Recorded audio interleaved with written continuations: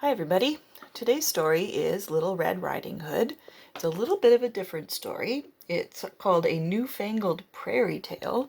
It's Canadian by Lisa Campbell Ernst, and it's a little bit longer. Let's start.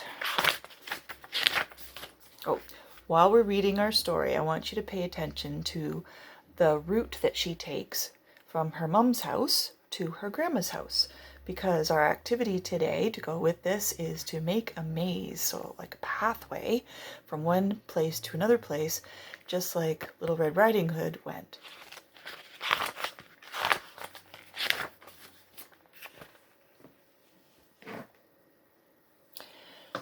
Once upon a time, there was a little girl who lived at the edge of a great prairie. Because she always wore a jacket with a red hood, when she rode her bike, everyone called her Little Red Riding Hood. Now, one morning, as Little Red Riding Hood sat eating her favorite wheatberry muffins, she had an idea. "Mum," she said, "I'm going to be a real scorcher today." "It's going to be a real scorcher today. Grandma sure would love it if I brought her some muffins and lemonade. You know how crabby she gets in the heat." Little Red Riding Hood loved visiting her grandmother. "Great idea," her mother said. So Little Red Riding Hood's mother packed the still warm wheatberry muffins and cold lemonade into a basket. After airing up the tires on her bike and testing the brakes, Little Red Riding Hood set out on her way. "Now, don't forget," called her mother, "go straight to Grandma's, and whatever you do, don't talk to strangers." "Sure, Mum," Little Red Riding Hood promised. Little Red Riding Hood pedaled down Toad Road, past the gas station, the feed store, and the old Wilson place. She waved at everyone she saw, and everyone waved back. As the edge of town disappeared and the prairie began, Little Red Riding Hood zigzagged between the crops, taking the short cut to Grandma's house. Blackbirds startled and sunflowers swayed as she whizzed by. "What a nice visit this will be," Little Red Riding Hood said. "Grandma simply adores muffins and lemonade." But who should be cutting through that same field and up to no good, I might add, but a very hungry wolf. When the smell of those wheatberry muffins came wafting his way, the wolf's nose quivered. "Gazooks!" he whispered. "What is that scrumptious smell?" The wolf rushed toward the heavenly odor. "Whatever it is, I must have it," he growled. With one giant leap, the wolf landed right in front of Little Red Riding Hood's bicycle. "Aha!" he roared.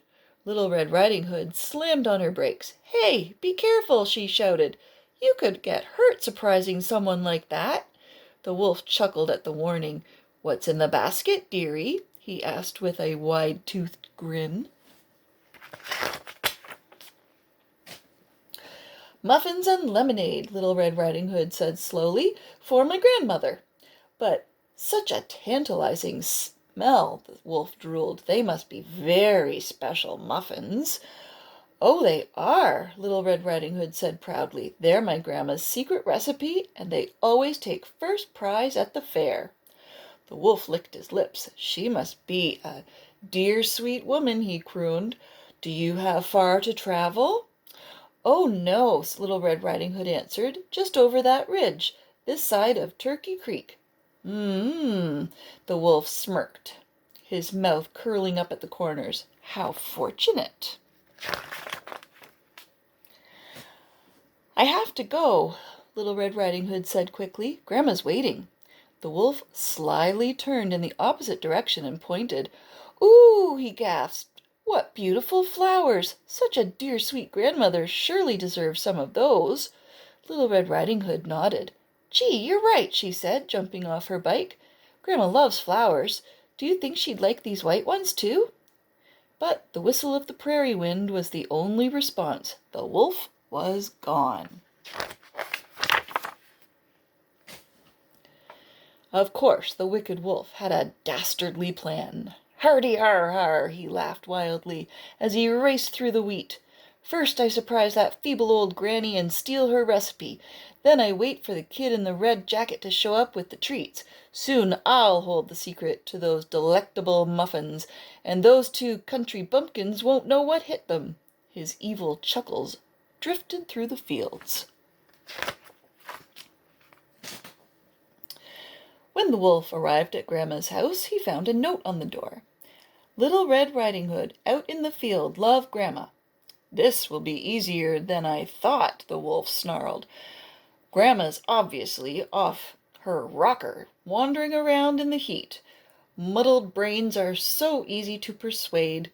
The wolf cackled, feeling enormously pleased with his good fortune. But when the wolf searched the fields for Little Red Riding Hood's tottering granny, all he could see was a farmer riding a tractor. Impatiently he shouted, "Hey, old man, where's the ancient granny who lives in the house?" The farmer, though, seemed to hear nothing. "Very well," the wolf said with a snicker. "I love surprising these dim-witted hicks," and he began to silently sneak up behind the tractor. Then, before the wolf knew what was happening, the farmer whirled around and grabbed him by his fancy suspenders. "Hold it right there, scoundrel!" the farmer shouted. "What in tarnation do you think you're doing?" The wolf gasped and stammered. I'm looking for the frail, loony, muffin-baking granny who lives in the house." "Well, Sherlock," boomed the farmer, whose grip tightened on the wolf, "you're talking to her."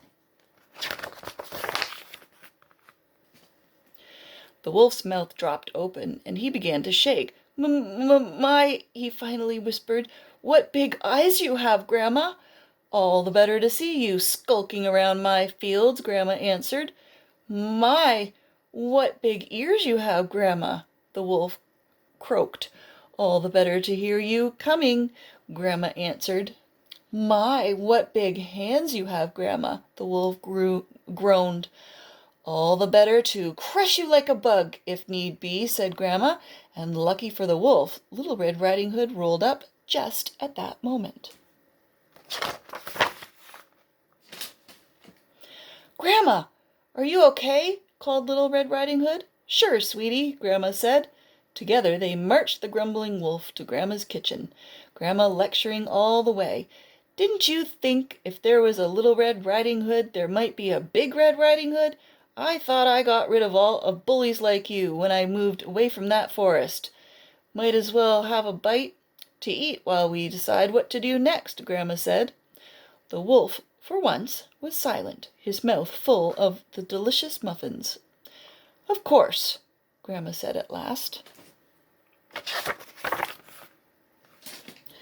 Soon after, Grandma opened her own muffin shop in town, just west of the post office. The wolf?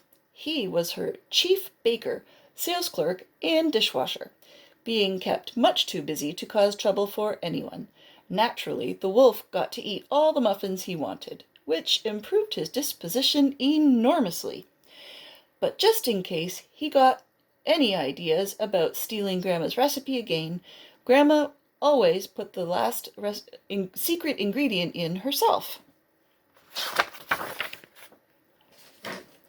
Little Red Riding Hood, too, went to work for her grandmother, delivering muffins on her bike. Every day, rain or shine, the wolf carefully packed Little Red Riding Hood's basket.